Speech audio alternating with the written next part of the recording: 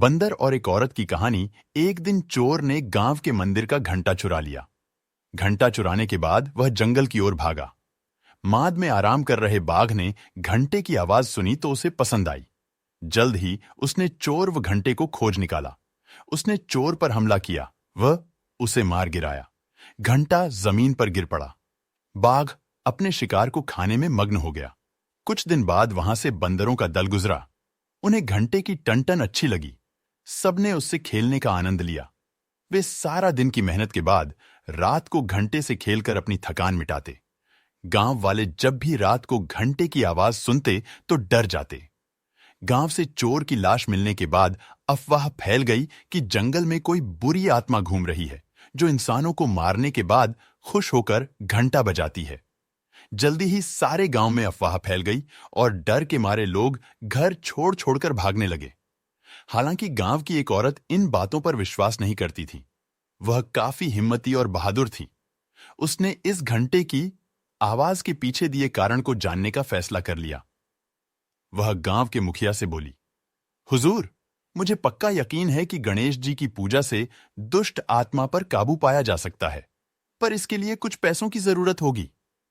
मुखिया तो वैसे ही लोगों के घर छोड़ने की वजह से काफी परेशान था। वह उसे पूजा के लिए पैसे देने को मान गया। चतुर औरत ने कुछ फल मेवे खरीदकर गांव के मंदिर में पूजा की। पूजा के बाद वह थैले में खाने का सामान लेकर जंगल की तरफ चल दी। उसने उसी पहाड़ी पर खाने का सामान रख दिया जहां बंदर खेलते थे। फिर वह झाड़ियों के पीछे छिप गई। शाम को बंदर वहां आए तो उनकी नजर खाने के सामान पर पड़ी। वे घंटा छोड़कर खाने के सामान पर लपके। चतुर औरत ने झट से घंटा उठाकर थैले में डाला और मुखिया के घर जा पहुंची, जहां उसने रात को घंटा बजने का सारा हाल बताया। मुखिया व गांव वाले उसकी बहादुरी व चतुराई से बेहद प्रसन्न हुए। कहानी का नाम चिड़िया का घोंसला। इस बार गर्मी की छुट्टियों में एनी अपनी सहेलियों के साथ खेलने के बजाय सारा दिन पार्क में बैठी छोटे छोटे पक्षियों को घोंसला बनाते देखती रहती। पार्क में तरह तरह के पक्षी आते थे। गौरैया, कबूतर, कठफोड़धावा, लवा और बुलबुल। एनी किसी भी पक्षी को देखते ही पहचान जाती थी, क्योंकि उसकी मैम ने उसे सभी पक्षियों के सुंदर चित्र दिखाए थे और कहा था कि इन छुट्टियों में तुम सब पक्षियों की आदतें गौर से देखना और गर्मी की छुट्टियों के बाद जब स्कूल खुलेगा तब तुम सबको पक्षियों पर एक लेख लिखने के लिए दिया जाएगा। सबसे अच्छे लेख पर जो किताब इनाम में दी जाने वाली थी वह भी बच्चों को दिखाई गई थी। मैम ने उन्हें जानवरों और पक्षियों की कहानियों वाली उस किताब के रंगीन चित्र भी दिखाए थे और कहानियां भी PRH कर सुनाई थीं।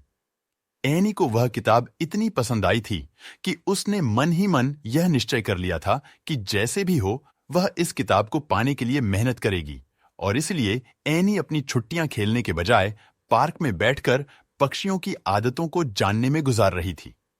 एनी देखती कि पक्षी अपना घोंसला बनाने के लिए कितने धैर्य से छांट-छांट कर पुरानी सुतली, घास, पत्तियां और घोंसले को आरामदेह बनाने के लिए पंख आदि जमा करते हैं।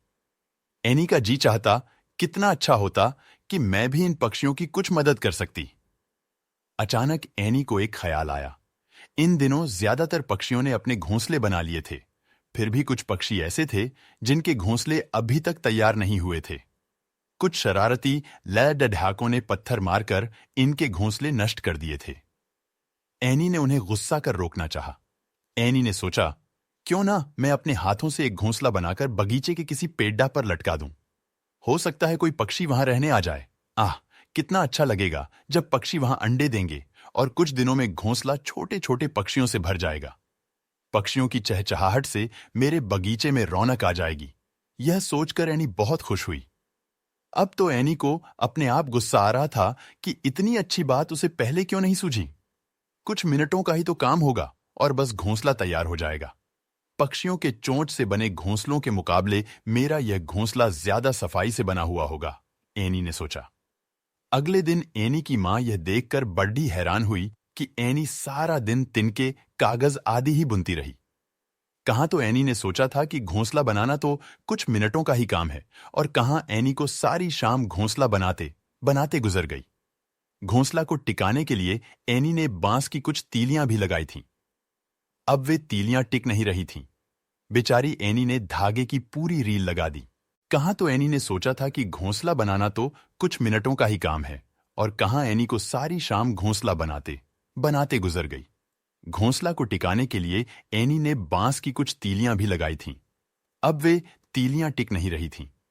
बेचारी एनी ने धागे की पूरी रील लगा दी। तब कहीं जाकर घोंसला इधर उधर से बंध कर तैयार हुआ, पर घोंसला अजीब उबड खाबड सा बना था। यह तो पक्षियों को बहुत चुभेगा, यह सोचकर एनी मां के पास गई और बोली, मां, यह घोंसला अंदर से कितना सख्त है, इसे जरा नरम बना दो ना। मां ने एक छोटी कटोरी ली और घोंसले के अंदर उसे गोल मोल घुमाकर काफी हद तक उसे आरामदेह बना दिया। उबड खाबड तिनके और कागज बैठ गए थे। वर्टिकल बार अब एक छोटा सा घोंसला तैयार था, जो न गोल कहा जा सकता था, न चौरस और न लंबा। चिड्डियां चोंच से घोंसला बनाती हैं, पर कितने सलीके और सफाई से बनाती हैं। हाथों से तो कभी ऐसे घोंसला बनाए ही नहीं जा सकते। सुबह एनी ने बेढ़ी शान से वह घोंसला बगीचे के एक पेडेश पर लटका दिया और खुद कुछ दूरी पर खड़ी इंतजार करती रही कि कोई पक्षी आकर उसे अपना घर बना ले। पर जब काफी समय गुजर गया और कोई पक्षी ना आया तो एनी बड्ढी निराशा हुई। अचानक उसने देखा, लवा पक्षियों के एक जोड़े ने, जो घोंसला के ऊपर मंडरा रहा था, चोंच मार मार कर घोंसला तोड़ फोड़ डाला। शैतान पक्षी गुस्से से एनी बड़ आई। एनी की आवाज सुनकर उसकी मां वहां आ गई। मां, देखो ना, उन्हें मेरा घोंसला पसंद नहीं आया, एनी ने सुबकते हुए कहा। मां भी वहीं खड़ी होकर पक्षियों की हरकतें देखने लगी। अचानक मां जोर से हंस पड़ी। देखो एनी, ये पक्षी पहले घोंसले से तिनके चुन चुन कर एक नया घोंसला तैयार कर रहे हैं। हो सकता है ये लोग और किसी के बनाए घोंसलों में रहना पसंद न करते हों। मां, मैं जो लेख लिखूंगी ना, उसमें यह बात भी जरूर लिखूंगी, एनी बोली। एनी, पक्षियों ने घोंसला चाहे जिस कारण तोड़ा हो, पर वे तुम्हारा बीडेढ़ा एहसान मान रहे होंगे कि तुमने घोंसला बनाने का सारा सामान एक जगह जमा कर रखा है, मां ने कहा। मां, तुमने एक बात पर गौर किया? एनी ने मां से कहा, यह लवा अपना घोंसला झाड़ियों के अंदर बनाती है। हाँ एनी, अभी तक तो मैंने यही देखा सुना था कि लवा अपना घोंसला पेड़डॉच पर या घरों के रोशनदानों आदि में बनाती है। आज पहली बार मैं यह तरीका देख रही हूं। एनी सारा दिन बगीचे में बैठी लवा पक्षियों को काम में जुटे देखती रहती। एनी की मौजूदगी का पक्षी भी बुरा नहीं मानते थे। शायद उन्हें पता था कि वह उनकी मित्र है। जल्दी ही घोंसला छोटे छोटे लवा पक्षियों से भर गया। इसी बीच एनी को लवा पक्षी की एक और दिलचस्प आदत का पता चला। आमतौर पर पक्षी उड़ते हुए आते हैं और सीधे अपने घोंसले पर ही उतरते हैं, पर लवा कभी ऐसा नहीं करती। वह हमेशा अपने घोंसले से थोड़ी दूरी पर उतरती है और फिर फुदक फुदक कर और थोड़ा इधर उधर पता चले घूमकर अपने घोंसले में जाती है। शायद वह नहीं चाहती कि किसी को उसी के घोंसले की जगह पता चले। छुट्टियों के बाद जब लेख प्रतियोगिता हुई तो एनी को प्रथम पुरस्कार मिला। इनाम वाली किताब हाथ में पकड़े एनी अपनी सहेलियों को बता रही थी, तुम्हें पता है, मैंने एक नहीं 2 इनाम जीते हैं। एक तो यह किताब और दूसरा अपने बगीचे में छोटे छोटे लवा पक्षियों से भरा घोंसला। इस कहानी से हमें यह सीख मिलती है कि कोई प्रतियोगिता जीतने से ज्यादा दूसरों की मदद करके खुशी मिलती है। हाँ, अगर आपको हमारी वीडियो अच्छी लगी हो तो वीडियो को लाइक करें और ऐसी मजेदार कहानी सबसे पहले सुनने के लिए हमारे चैनल को सब्सक्राइब करें। Thanks for watching.